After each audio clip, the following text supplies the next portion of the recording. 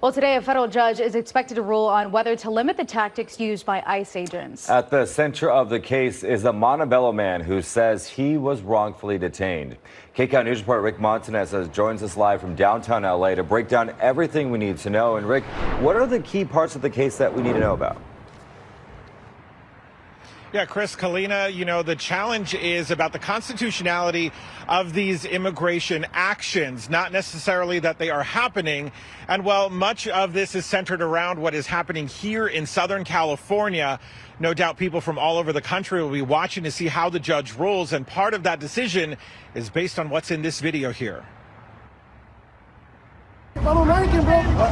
Yo, these guys are literally based off of skin color. Cell phone video. In that video, it's Brian Gavidia. He's heard shouting at federal agents, "I'm an American." This happened last month in Montebello. This is one of the primary examples in the lawsuit filed by the ACLU and several immigrants' rights groups. They're trying to stop the Trump administration's aggressive immigration enforcement tactics. DHS has repeatedly said it is only targeting criminals. Critics say our agents are racially profiling, arresting people solely based on skin color, performing raids without warrants, and denying legal counsel to people they pick up. Gavidia says he was detained for simply walking out of his business when he heard the agents were nearby.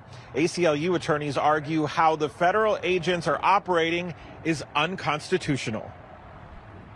If you're brown and if you're in these particular areas where brown people congregate and hang out, that's their MO. And what we have said is that that's unconstitutional. I yelled, "Allow me to present my ID. Give me that due process." That's what made me angry. They're not respecting the Constitution. They're not allowing us to even present our ID. The simple fact that I'm brown was just enough reason to stop me and to grab me. So today we wait for that judge's ruling. She, by the way, is a Biden appointee who the Associated Press says appeared critical of arguments made by those lawyers for the Trump administration. Those lawyers, by the way, deny any of these accusations made against these federal agents.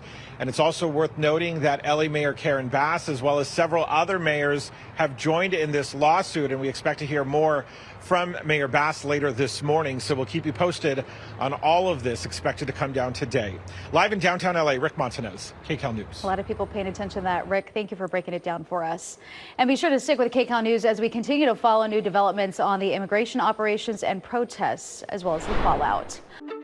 Now you can get your KCAL News, weather, and live stream all in one place on the CBS News app. Download it free today.